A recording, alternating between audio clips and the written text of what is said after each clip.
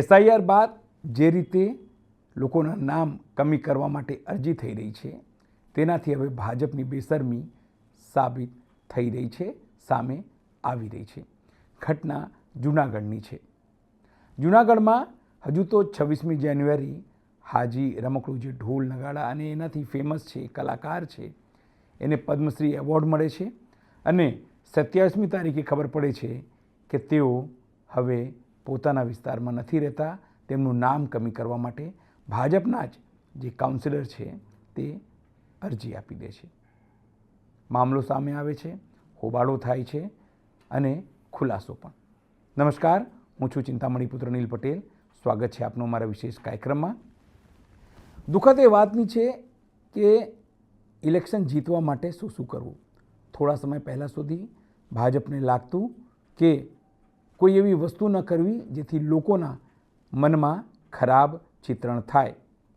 એ પછી સીએમ હોય, એ પછી પીએમ હોય, પણ હવે એમને ખબર પડી ગઈ છે કે જો સત્તામાં નહીં રહીએ તો જેલ જઈશું અને એટલા માટે જ ભલભલા લોકોના નામ તેઓ કમી કરવા માટે એકદમ નીચ સ્તરે ઉતરી આવ્યા છે. આવો જોઈએ આ રિપોર્ટ કે કેવી રીતે પદ્મશ્રીથી સન્માનિત લોકોના નામ કપાઈ રહ્યા છે. કારણ કે એની પહેલાં શાહબુદ્દીનનું નામ કપાયું હતું, શાહબુદ્દીન રાઠોડનું, અને હવે સાંભળીએ કોણ શું ખુલાસા કરી રહ્યા છે અને આમાં શું વસ્તુત સામે આવી રહી છે. આજે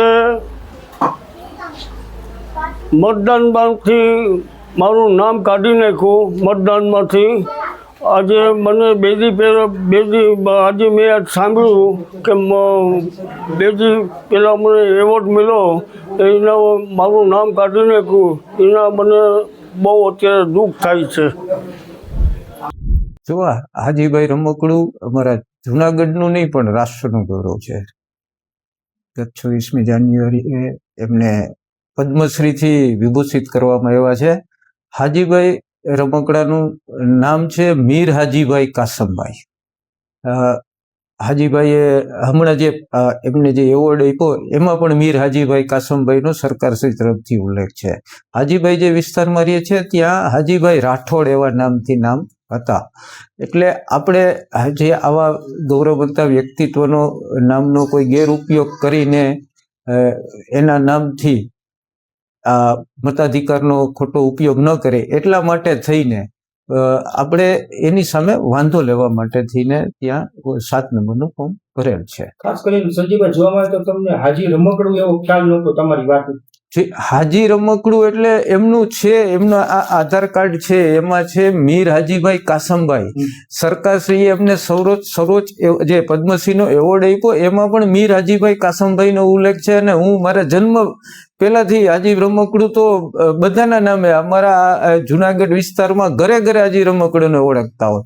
હું પણ હાજીભાઈને સારી રીતે પરિચિત. મને ખ્યાલ છે કે મીર હાજીભાઈ પણ હાજીભાઈના નામનો કોઈ ગેરઉપયોગ કરીને હાજીભાઈ રાઠોડ મેં વાંધો લીધો છે. હાજીભાઈ રાઠોડ નામનું જે મતદાર યાદીમાં નામ હતું એના, તો હાજીભાઈ નામનો કોઈ ગેરઉપયોગ નથી થતો એની પૂર્તતા માટે ખરી રીતે તો ત્યાંના બીએલઓએ જો હાજીભાઈનું આપ્યો છે એમ હાજીભાઈનું નામ મીર હાજીભાઈને બદલે રાઠોડ હાજીભાઈ હોય તો એમને ભાઈ 8 નંબરનું ફોર્મ ભરીને સુધારો કરી લેવો જોઈએ. એક જ વ્યક્તિના 2 ઓળખ ન હોય, આધાર કાર્ડમાં જુદું નામ અને આમાં, બસ એની પૂર્તતા માટે થઈને જ અને એનો કોઈ ગેરઉપયોગ મતાધિકારનો ન કરે એટલા માટે 7 નંબરનું ફોર્મ ભરેલું છે. હાજીભાઈનું નામ કમી કરવા માટેની કોઈ કાર્યવાહી કરવામાં આવી નથી.